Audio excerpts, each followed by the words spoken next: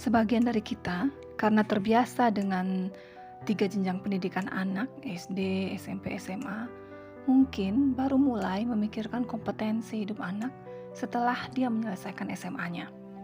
Ya, anggapan ini wajar ya, karena kan di sistem pendidikan kita umumnya ya, anak didorong untuk menguasai subjek-subjek pelajaran akademik di sekolah seperti bahasa, IPA, IPS, dan baru mendorong mereka untuk berpikir lebih luas, mendalam, dan mandiri begitu mereka ada di SMA atau di universitas, terutamanya di universitas. Bahkan dengan sistem pendidikan yang sekarang, anak baru didorong untuk berkarya secara mandiri dan punya suatu keterampilan terapan bila mereka memilih sekolah kejuruan atau setelah duduk di universitas. Kita semua mungkin tahu bahwa anak adalah pembelajar alami. Sejak kecil, mereka sudah tertarik untuk mengetahui banyak hal di sekitar mereka. Ketika mereka mulai besar, ketertarikan ini kadang dipagari oleh sebuah sistem. Mereka umumnya tidak lagi bebas untuk mempelajari hal-hal yang menarik perhatian. Mereka, dalam tanda kutip ya, dipaksa untuk mempelajari apa yang ada dalam sistem tersebut. Sebenarnya, belajar dalam sebuah sistem itu bisa loh mendorong anak untuk mencapai kemampuan terbaik ya, bila dilakukan dengan sesuai dengan cara anak belajar atau cara mereka menyerap sesuatu. Artinya, rancangan pelajaran harus dibuat untuk mendorong berkembangnya kemampuan berpikir dan berkreasi anak. Dan ini hanya terjadi bila rancangan pelajaran itu fokus pada kompetensi dan bukan materi. Ada 4 area kompetensi dalam diri anak. Semua kompetensi ini saling berkaitan satu sama lain. Kompetensi itu sosial emosi, itu yang pertama, yang kedua bahasa, ketiga kognitif, dan yang keempat motorik perseptual. Apapun bentuk pelajaran yang disajikan sebaiknya bertujuan untuk mengembangkan 4 kompetensi ini. Sosial emosi adalah kemampuan seseorang untuk membangun hubungan baik dengan dirinya dan orang lain.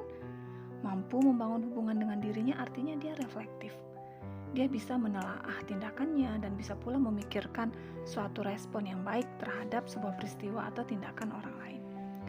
Dia juga bisa memahami orang lain dan ini bisa terjadi bila dia bisa melihat sesuatu dari sudut pandang orang lain.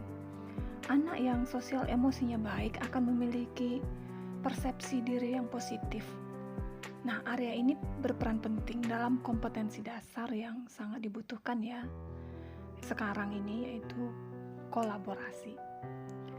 Kemudian area kompetensi kedua dan ketiga itu bahasa dan kognitif. 2 kompetensi ini berkaitan erat, sebab bahasa membentuk pikiran seseorang dan seseorang akan berpikir dalam bahasa. Seseorang bisa mempelajari sesuatu dengan baik tergantung dari bagaimana kemampuan bahasa dan kognitifnya berkembang. Bagaimana cara mengembangkannya? Uraian tentang ini agak panjang ya, kita akan membahasnya di sesi tersendiri nanti. Tapi saya akan menyampaikannya secara ringkas saja di sini. Kunci mengembangkan kemampuan ini melalui 5 tahapan, yaitu pertama memberi informasi, kedua memahami informasi, ketiga menerapkan informasi untuk memecahkan masalah, kemudian menganalisis dan mengevaluasi, lalu menghasilkan karya. Kemudian selanjutnya area kompetensi keempat itu motorik perseptual atau kemampuan fisik anak ya, motorik halus dan kasar. Area ini bisa dikembangkan sejalan dengan 3 area sebelumnya. Ketika keempat area ini berkembang baik, maka kita akan melihat kompetensi berikut ini tumbuh dalam diri anak begitu ia tamat usia sekolah dasar. Pertama, karakter. Sosial emosi yang baik akan membuat anak punya kualitas-kualitas tertentu di dalam dirinya. Yang kedua, kolaborasi. Kemampuan berkolaborasi merupakan kemampuan sangat penting ya saat ini. Kemampuan ini berkembang baik bila sosial emosi anak juga berkembang baik. Yang ketiga, berpikir kritis. Terbangun melalui pengembangan di area 2 dan 3 ya. 2 dan 3 tadi yaitu bahasa dan kognitif. Kemudian yang keempat, kreativitas, inovasi, entrepreneurship akan terbangun maksimal apabila 4 area yang kita bicarakan tadi juga berkembang dengan baik. Sekarang pertanyaannya begini, bisa nggak ya anak tamat SD 12-14 tahun lah usianya ya menguasai ini? menguasai semua kemampuan ini? Jawabnya ya, kenapa enggak? Ketika pemikiran seorang anak itu berkembang, ya, pemikiran abstraknya berkembang pesat di awal usia remaja, semua kompetensi di atas itu akan tumbuh kok dalam dirinya. Jika sudah tumbuh, maka kita tinggal merawatnya, jangan sampai mati. Yang penting itu kita mengaktifkan keempat area tadi saat dia masih di usia sekolah dasar. Sekarang bagaimana kalau anak sudah melewati usia SD? Lalu kita berpikir, anak aku kok belum memiliki kompetensi yang dibahas tadi. Nah, begini, yang kita lakukan itu amati dia, coba dianalisis kemampuan di area mana saja yang belum berkembang maksimal, terus fokus di sana. Jangan tergesa-gesa ya, jangan terpengaruh juga dengan perkembangan anak orang lain. Fokus aja dengan anak sendiri, karena juga nggak ada yang ngejar kan.